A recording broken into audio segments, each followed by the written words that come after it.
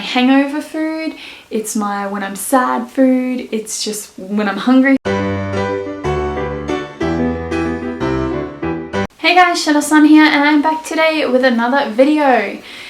So as you can tell by the title, this one is going to be about packing for Japan. So more importantly, things that I think you should take to Japan. So obviously everyone is going to be different and they're going to want to take different things, but these are just some of my top picks that from living over there before I know are a little bit difficult to come by, or that I just prefer Australia's version to them. And so obviously with the JET program, all of us that have been accepted are heading off very soon. So hopefully you've clicked on this because you need a little bit of, I don't know, like inspiration with your packing, or you're not quite sure what you should or shouldn't take. So I'm basically just going to give you guys a little idea of what I'm definitely taking and reasons why, pretty much. So first up, obviously, for those of you that are on JET, there are a couple of things that they want you to take. So in this bag here, I have got things like my important documents, so my terms and conditions that my school has sent over. They ask you to take them essentially. Then from the JET program itself, I've got the JET handbook. So written on the front it says, please bring this book to Japan with you. So obviously this one is important.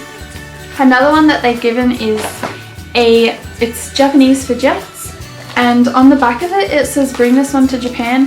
However, I'm not going to, because the level in this is a lot lower than what I'm at, so this one really won't benefit me, and I don't want it taking up space because this one is designed for, I guess, JETs that have never done Japanese before. So it's a very low level basic kind of Japanese, which is good if you know, are at that level. However, I'm not, so that one I won't be taking with me just because as you can see, it's like rather thick, so I don't want it taking up space in my suitcase essentially. So I should point out this is part 1 of a part 2 series that I'm going to be doing for you guys. So this one is things that I think you should think about taking to Japan, and my second part to this is going to be what I'm actually going to be taking to Japan. So obviously depending on your baggage allowance, every country is different. Mine that I've been given is 30 kilos checked in luggage, and then you get 7 kilos as hand luggage on the airplane. So I did a trial run the other day to see what I was at, and this is where I decided to do this video for you guys to show you things that I'm taking, that I recommend taking with you. So another thing that's really important is a set of formal shoes. So these are just plain black, slightly heeled shoes. These are my formal shoes basically. I've worn them like twice before, which is why they're so clean. It's not often I need to wear these. Obviously for Tokyo orientation you are going to need them, so you know, I'm wearing my sneakers on the plane, but then I'm taking these ones in my hand luggage to have with me.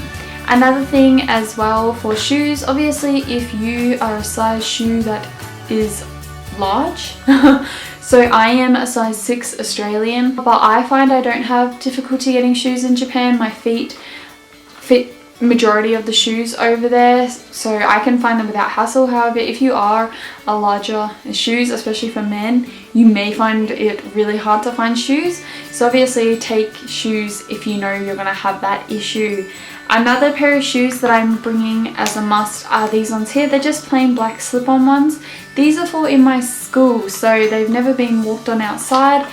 Basically these are just going to be my school shoes, because I prefer slip-on shoes over sneakers and like heels and all that. So I'm just taking them so I know I have them straight up and I don't have to go looking for shoes when I get there. And they're like $7 from Kmart, so they're like the shoes that I wear all the time because they're so cheap and I just destroy them and then throw them out. So another thing that you might want to consider taking is medicine. So obviously if you have to take medicines and prescriptions and all that, you will need to fill out the appropriate documentation to be able to take them to Japan. One thing that I'm definitely taking though is, this is Nurofen Plus. This is pretty much the only like painkiller that I take. Now it is really hard to get drugs in Japan that have codeine in them. thus why I'm taking these. I'm only going to take one box with me though.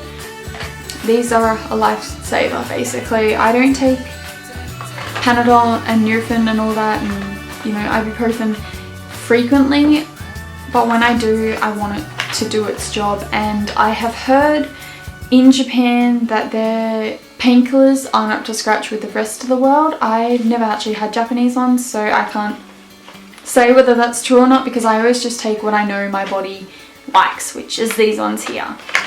While we are on the topic of medication, another thing that I would suggest bringing is eye drops. So if you wear glasses or contact lenses and have a particular eye drop that works really well for you, I suggest taking them. So I usually just buy like one of these boxes, and they're the ones that come in the little individual form ones, and I take one of these with me. The reason why I do is that these, I really love these. I've tried lots of different brands, and this one by far does what I want it to do. The few that I tried when I was in Japan actually like hurt my eyes, like they burnt them, made them bloodshot and watery, and I tried a couple of different ones and I kept getting that same reaction, so I'm not sure what it was. But if you know that you are really sensitive to certain things, definitely suggest taking a box. So I'll be taking eye drops with me. Another thing that you'll probably hear lots of people recommending that you take to Japan is deodorant and toothpaste. And yes, I use men's deodorant mainly because I prefer the smell over female deodorant, but I'll be taking two of them just because I'm going over there into summer and I want to know that I have a deodorant that works for me. In saying that though, a lot of people say Japanese deodorant isn't strong enough. If you look, you will find one that will work for you. I suggest obviously when you first go over there, at least make sure that you have maybe 2 months supply of this kind of stuff so you can look around. You definitely don't need to take like a year's worth. There are, you know, there's like online shopping and everything, so don't waste your space, basically your weight limit, with things like this that you can easily either get your family to send to you or you can purchase online. Toothpaste though, I always take my own toothpaste, and it's not because of the whole fluoride thing, it's just because I only like this toothpaste. I, for some reason, cannot stand mint toothpaste. Like, I like mint, so many of them make me gag. This is the only one that doesn't, and I've been using this one for like the past, I don't know, like 10 years because of that. So I always take my own toothpaste, and just the fact that obviously I know it's going to work for my teeth. But in saying that, there are toothpastes that you can get in Japan that have the fluoride in it, if you are worried about that. So, you know, like I said, just take one big tube and then shop around, because you'll be able to find something. There's so many people are always like, oh, I need to hoard like all these toothpastes and everything with me, but it's there. You just have to look for it a little bit harder, I guess. Another thing that I am actually taking is I have got a couple of spare toothbrushes, just because I have hereditary gum disease basically, and my gums bleed a lot when I brush my teeth. So I have the extra soft toothbrushes, and I remember when I was living over there the last time, it was really hard for me to find toothbrushes that was soft enough for my teeth. In saying that though, they do exist, so I've only got I think 2 spare ones, so 3 all up to take over, and then I'm just going to shop around. Worst case, I can just get my family to send me some more from Australia. So we talked about toothpaste and toothpaste. Next up, band-aids. Such a weird one. Yes, for some reason in Japan I could not find fabric band-aids, and I only like fabric band-aids. It's such a weird thing, but I hate the plastic ones. So they were all I could find in Japan, so I am going to be taking just a little box of band-aids over with me. But yeah, so this one is just more of a little comfort for me. It doesn't take up much space, it's really light, so I don't mind bringing this one with me, and then when they run out I will try and find some more fabric ones, I guess. Another thing, while we are talking more along this toiletries kind of jazz, is I will definitely be taking this. So this is pawpaw ointment. I don't know if it exists in other countries or what the go is, but it's pretty common in Australia, or at least in my family, to have pawpaw. So this isn't the one I'm taking, this is the one I use at the moment. This is just what it looks like on the inside. It's just like a balm basically, but this stuff is life. Like, oh, I use this probably every day basically. When I have like cracked skin, or when I have like pimples that are really inflamed, when I have cuts, anything like that, you just smother it in pawpaw. Like anything, like rashes, open wounds, if your lips are sore and you want to use it as chapstick, this stuff is just life. It is like the holy grail, and I love it, and I can't go a day without using it, so of course it's coming with me. I do also have a tubed one, so the tubed one goes in my bag, and this one will go in my bathroom when I get a replacement one, because this one's almost empty. But pawpaw, yep, definitely coming with me. Another thing that females, or males I guess, might want to consider bringing as well is foundation and concealer. So I have very white skin, I don't know if you guys could tell.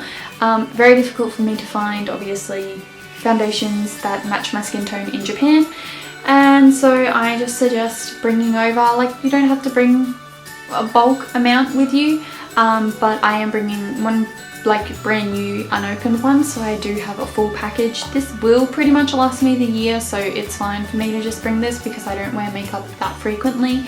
If you do wear a lot of makeup though, you might want to consider maybe bringing two. Another thing, if you're a female, I would suggest is taking your own like sanitary products basically. Now there's heaps of debate on the internet about this, that yes, Japan has them and all this stuff, but I always take Australia's one because I like the brands that I use. I've been using the same brand ever since I, like, you know, first became a woman, and quite frankly, when I'm on my period, I want those comforts. I don't want to have to be trying around new brands again just to find one I like when they don't take up much space. When you're on your period, you don't want to have to think about these kind of things, and it might make you feel a lot better if you know that you've got something that you're familiar with basically, in my opinion. But you know, everyone's different, so you do what you want. This is just my suggestions to you. Take them or leave them.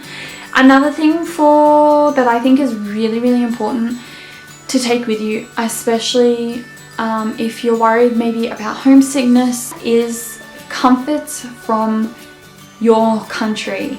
So what kind of Australian would I be if I didn't have a jar of Vegemite? I love Vegemite. Vegemite is like, it's my hangover food, it's my when I'm sad food, it's just when I'm hungry food, because I know when I'm having down days that if I have some of this, because it's such a comfort, I'll feel better. Another one that I'm taking is peanut butter. Japan does have peanut butter, and Japan definitely has American peanut butter, so like your brands there. I don't like that peanut butter. It is too sweet in my opinion. I'm not sure what the sugar content or anything is, but I do not like it at all. So I am taking peanut butter that I do know I love, and yep. So I have this really big jar. Another thing that I am taking is taco mix.